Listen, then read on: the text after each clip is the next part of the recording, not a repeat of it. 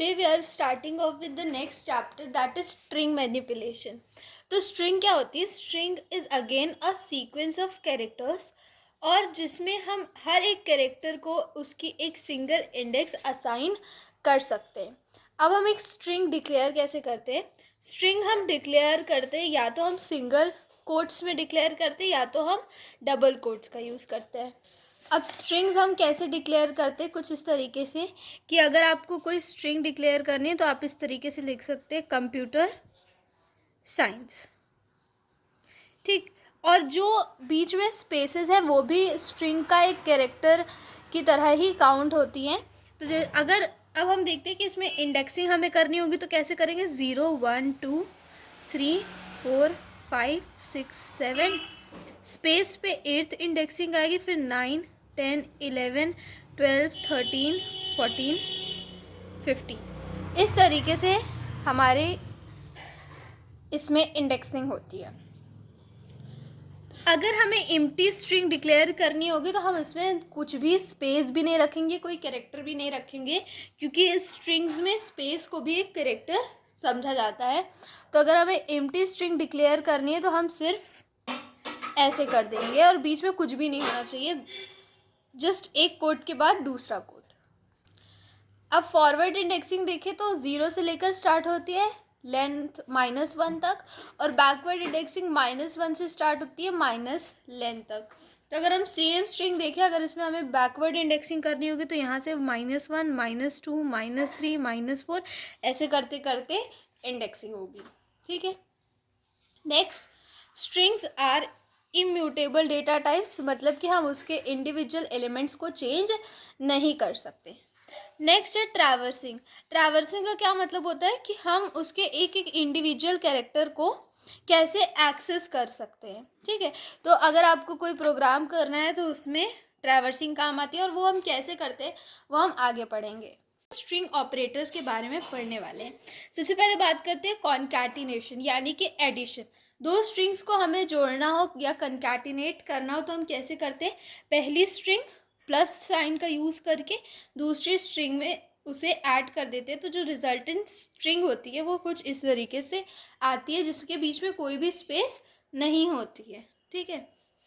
अब India is great, हमें इन दोनों को कॉन्कैटिनेट करना है तो हमारे पास आउटपुट क्या आ जाएगा? India is great. दोनों स्ट्रिंग्स कॉन्कैटिनेट हो जाएंगी. ठीक. नेक्स्ट, अगर आपने स्ट्रिंग में कोई नंबर ऐड कर दिया यानी कि कोई इंटीजर ऐड कर दिया तो एरर आएगा. अगर आपको कोई नंबर ऐड करना है तो आपको उसे भी स्ट्रिंग्स में करना पड़ेगा. Next is the replication operator. अगर आपको स्ट्रिंग के कैरेक्टर्स को मतलब उस स्ट्रिंग को रेप्लिकेट करना है तो कैसे करेंगे? जैसे कि हमारे पास SST है, हमें उसे 3 टाइम्स रेप्लिकेट करना है तो हम एस्ट्रिस्क का यूज़ करके 3 जिस इंटीजर के टाइम्स हमें उसे मल्टीप्लाई करना है वो इंटीजर लिखेंगे तो वैसे आपका SST प्रिंट हो जाएगा. ठीक है. जैसे हमने यहाँ पे एक स्ट्रिंग ले ली हेलो और इसे हमें 2 बार रिपीट कराना है, तो जब आप S2 को प्रिंट कराएंगे तो हेलो हेलो आ जाएगा. अगर आपने किसी स्ट्रिंग के साथ किसी स्ट्रिंग को रेप्लिकेट करा दिया तो उससे एरर आएगा. आपको यहाँ पे सिर्फ और सिर्फ एक इंटीजर को ही रखना है. नेक्स्ट होते हैं हमारे membership operators, that is in and not in. A in RLB मतलब वो चेक करेगा कि ये पर्टिकुलर कैरेक्टर उस स्ट्रिंग में है या फिर नहीं. A in RLB false, A in ABCD true. 10 not in ये एक हमारे पास लिस्ट है, ये इसमें चेक करेगा कि 10 इसमें है या नहीं. तो नॉट इन क्या चेक करता है कि अगर नहीं है तो उसका आउटपुट ट्रू आएगा, तो इसका आउटपुट ट्रू आ गया. अब नेक्स्ट आते हैं कंपैरिजन ऑपरेटर. तो रिलेशनल ऑपरेटर्स को हम कहते हैं कंपैरिजन ऑपरेटर. रिलेशनल ऑपरेटर्स का यूज़ करके हम कंपैरिजन करते हैं. जैसे कि हमने यहाँ पे किया hello is greater then hello, इसका आउटपुट ट्रू इसलिए आ रहा है क्योंकि यह सिर्फ फर्स्ट कैरेक्टर को चेक करता है. अगर आपने ऐसे लिख दिया कि hello is equals to hello तो इसका आउटपुट क्या आएगा? ट्रू आएगा. ठीक है. फर्स्ट कैरेक्टर को सिर्फ ये चेक करता है और ऑर्डिनल नंबर चेक करता है उसकी वैल्यू के हिसाब से, मतलब कि यूनिकोड की वैल्यू के हिसाब से ये आउटपुट देता है. ठीक है। अब जैसे कि कैपिटल लेटर है, स्मॉल लेटर है, उसमें अच्छा यहाँ पे डबल इक्वल टू आएगा, क्योंकि आपको पता है रिलेशनल ऑपरेटर्स में डबल इक्वल टू का यूज़ होता है। तो class double equals to class, तो ये सारे कैपिटल कैरेक्टर्स हैं, ये स्मॉल कैरेक्टर है, तो इसका आउटपुट फॉल्स आ जाएगा। अब अगर आप इस क्वेश्चन को देखें, A B C D is greater than A B C D, तो पहले इसने फर्स्ट कैरेक्टर को चेक किया, दोनों इक्वल थे, सेकेंड को चेक किया, इक्वल थे, थर्ड को चेक किया, इक्वल थे। अब जो लास्ट कैरेक्टर आ रहा है वो डी की ऑर्डिनल वैल्यू इससे ज़्यादा है, तो इसका आउटपुट क्या आ जाएगा, ट्रू आ जाएगा। ठीक है। अब अगर आपको किसी भी करेक्टर की ऑर्डिनल वैल्यू निकालनी है, ऑर्डिनल वैल्यू से करेक्टर निकालना है, तो उसके लिए हमारे पास दो फंक्शंस है, एक ओ आर डी फंक्शन है और एक सी एच आर फंक्शन है। ओ आर डी फंक्शन का यूज़ करके हम किसी भी स्ट्रिंग की ऑर्डिनल वैल्यू निकाल सकते हैं और किसी करेक्टर की ऑर्डिनल वैल्यू निकाल सकते हैं, और सी एच आर से हम किसी ऑर्डिनल वैल्यू पे जो करेक्टर है वो निकाल सकते हैं। ठीक है। तो ऑर्डिनल सी से 67, ऑर्डिनल जेड से 122 आ जाएगा। ठीक है। अब और कैरेक्टर सी एच आर 99 से उस प्लेस पे जो भी करेक्टर है वो प्रिंट हो जाएगा, और सी एच आर 56 से उस पर जो करेक्टर है वो प्रिंट हो जाएगा। Next is string slices. String में स्लाइसिंग का ये फंक्शन होता है कि उस पर्टिकुलर स्ट्रिंग का एक पार्ट हम निकालें, उस जिसको कि हम स्लाइस कहते हैं, एक स्लाइस हम निकालें, उसके लिए हम स्ट्रिंग स्लाइसिंग का यूज़ करते हैं। तो उसके लिए हम किन ब्रैकेट्स का यूज़ करते हैं, स्क्वायर ब्रैकेट्स का यूज़ करते हैं। तो ये होता है बेसिकली इंडेक्सिंग से ही। सबसे पहले आपको फॉरवर्ड और बैकवर्ड इंडेक्सिंग दोनों लिख लेनी है। ठीक है। अब इसके लिए हम कोलन्स का यूज़ करते हैं, और इसका सिंटैक्स कुछ इस तरीके से होता है कि स्ट्रिंग का जो नेम है, स्ट्रिंग नेम, ठीक है, उसके आगे आपको कोई भी स्टार्ट वैल्यू लिखनी है, स्टॉप वैल्यू लिखनी है और स्टेप वैल्यू लिखनी है। ठीक है।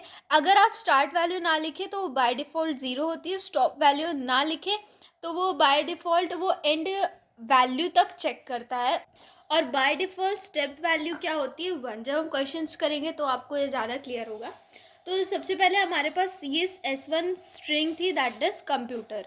ठीक है। तो हमने स्टार्ट किया 0:5:1 से, तो 0 हमारी स्टार्टिंग वैल्यू है, स्टार्ट करने वाली इंडेक्स है, 5 हमारी एंड करने वाली इंडेक्स है। तो 5 तक ना चलकर सिर्फ 4 तक चलेगा, और हमारी जो स्टेप वैल्यू है वो 1 है। बाय डिफ़ॉल्ट स्टेप वैल्यू 1 ही होती है, तो आप चाहे ना लिखे कोई इससे फ़र्क नहीं पड़ता। और फिर हम स्टार्ट किससे कर रहे हैं, 0 से कर रहे हैं, तो इससे क्या प्रिंट होगा, 0 पे जो कैरेक्टर प्रेजेंट होगा वो प्रिंट होगा, फिर OMP U तक प्रिंट होगा, क्योंकि आपको पता है कि जो स्टॉप वैल्यू होती है उससे -1 तक स्लाइस प्रिंट होती है। फिर अगर 4 लिखा है यानी कि ये स्टार्ट वैल्यू है, तो U से स्टार्ट होगा और एंड तक चलेगा, और बाय डिफ़ॉल्ट स्टेप वैल्यू 1 ही होती है, तो UTER प्रिंट हो जाएगा। अब 4 का मतलब है कि ये हमारी स्टॉप वैल्यू, और स्टार्ट किससे होगा, 0 से होगा। तो 0 से स्टार्ट हुआ, 0 1 2 3, और यहाँ तक प्रिंट होगा, क्योंकि स्टॉप की -1 तक चलेगा तो कॉम्प प्रिंट हो जाएगा। अब 2 अब कुछ भी नहीं, इसका मतलब है कि जो इसकी लेंथ है पूरा वहीं तक चलेगा। तो 2 से स्टार्ट हुआ, M प्रिंट हुआ, फिर उसके बाद हमने स्टेप वैल्यू 2 दी है, तो यानी कि एक करेक्टर को छोड़ करके नेक्स्ट करेक्टर प्रिंट करेगा U, फिर उसके बाद एक करेक्टर को छोड़ करके नेक्स्ट करेक्टर प्रिंट करेगा E, फिर एक करेक्टर छोड़ेगा, फिर उसके बाद तो कोई करेक्टर है ही नहीं, तो सिर्फ उतना ही प्रिंट हो जाएगा। नेक्स्ट ये इम्पॉर्टेंट है, इस वाली स्लाइसिंग का यूज़ करके हम किसी भी स्ट्रिंग का रिवर्स प्रिंट कर सकते हैं, दैट इज़ ::-1 ::3 स्टार्ट 0 से होगा, 2 कैरेक्टर्स छोड़ करके नेक्स्ट कैरेक्टर प्रिंट करेगा, तो ये कैरेक्टर प्रिंट हुआ, 2 छोड़ के ये, फिर 2 छोड़ के ये, फिर उसके बाद और कैरेक्टर्स ही नहीं है, तो सिर्फ उतना प्रिंट हो जाएगा।